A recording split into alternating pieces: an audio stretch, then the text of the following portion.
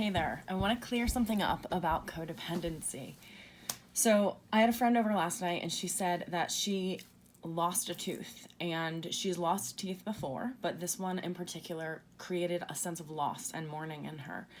And I just want to say that I'm sharing this story because it's relevant in the context that most people don't think of the possibility that actually what's creating the mourning in her and her tooth loss is an original vibration that was created around the time that she actually that tooth surfaced for her.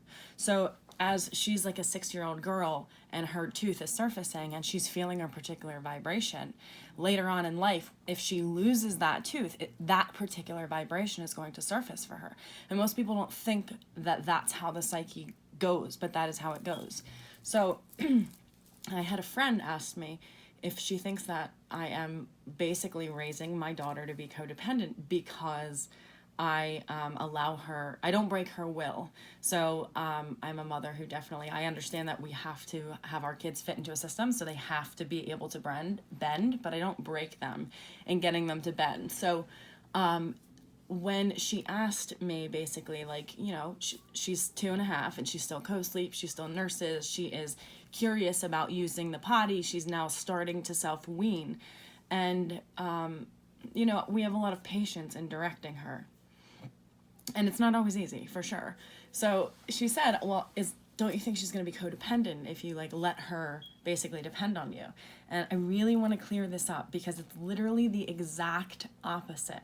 So if a kid, and especially the formative years, they're so important.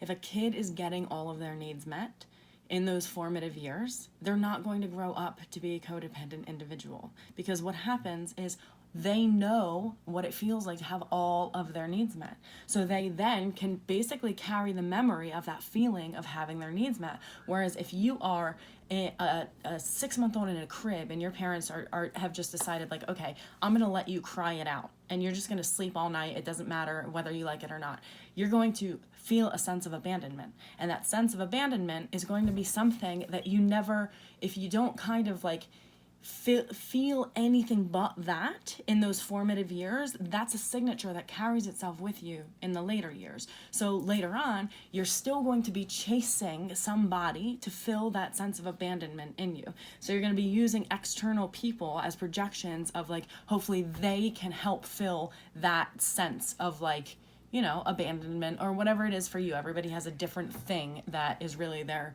ultimate trigger and their ultimate resistance that kind of guides their life, because in the resistance of it, we resist feeling empty. So people jump into relationships that don't work simply so they're not empty, and then they're empty anyway. So most people operate around trying to cover up whatever that thing is, and they don't know what the thing is in the first place. So this is the point of this, is that when a child in the formative years has all of their needs met, which means I'm going to respond to you effectively when you cry.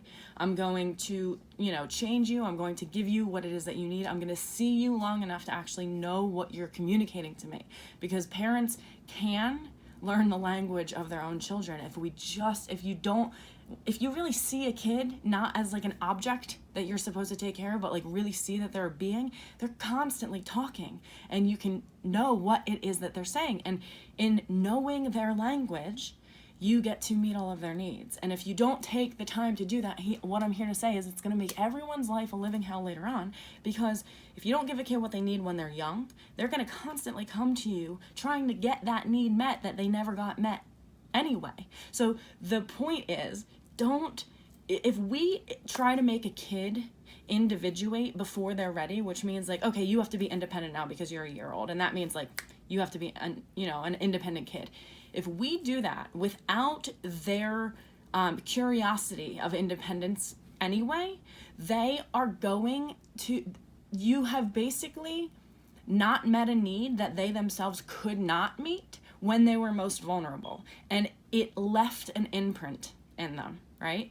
So if kids are basically kicked out of the nest, and this is something that we have to understand, we are animals, and we as animals have the longest dependency period, and no animal in nature is going to birth a child and then abandon it before it is ready to survive on its own, unless it is an animal that's not going to survive anyway, and the mother knows that instinctually.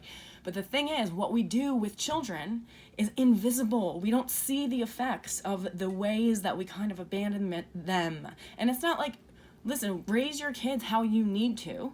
I totally get that we all have to do what we have to do. And the thing is, I think, is being aware of the effects of the things that we do for our children, and also that could be sacrifices that we're asking them to make when they're not necessarily ready to make them. So codependency doesn't happen because somebody, and it can, if a kid is starting to individuate, which means they're starting to say, like, I'm really curious about being independent, and the mother goes, no, I need you to still need me, then codependency can be created from that, because there's an enmeshment thing going on.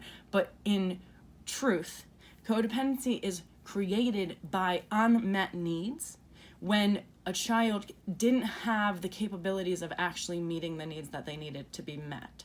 So they will spend a life attracting people to basically where they can control that need being met. And they're looking still, as an infant does, to the outside to get that need met, because they feel helpless, because they don't know the signature vibration of actually having that need met. So they don't feel like they can meet it themselves.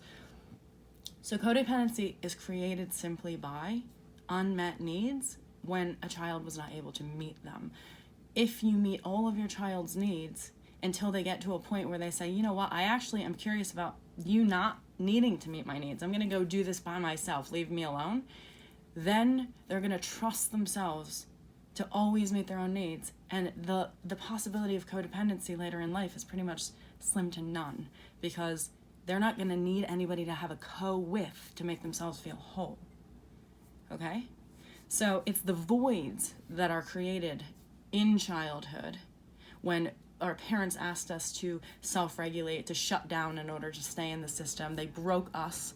If you had parents that you couldn't deal with you crying, and then you had to suppress yourself because that, you had to take care of the emotional regulation of them, because you knew that was your role, that also is going to reiterate this, like, okay, well, I came into the world with people who are supposed to meet my needs. That didn't happen for me, and the only way that I know then what my purpose is to meet that person's needs. So again, herein lies this is the outward pattern of the codependent, who goes and looks for somebody to basically meet the needs of who they feel is lacking something, because they're also lacking it in themselves, because they basically are two people who didn't have probably the same root need met, and then later in life they find each other and express it in opposite, polarities of the way that need could be expressed, and then end up, probably in a very toxic relationship. I'll just say that, because it's built on trying to fill voids through somebody external, and that can never be done. It's got to be an internal job. So meet your kids' needs when they're young, because you will spend a lifetime meeting the needs that you didn't meet when they were young, if you don't just meet them when they're young, okay? So you can spend 5 years meeting their needs, or you can spend the rest of your life going, what the hell did I do wrong? Why do you still feel like it's not enough? Okay? I hope that this clears up basically how deep down the rabbit hole codependency can go, but also I think people think oh, if you let your kid need you, they're going to be codependent, but they don't understand what codependency is. So I wanted to clear up what that actually is. Have a good day. Bye.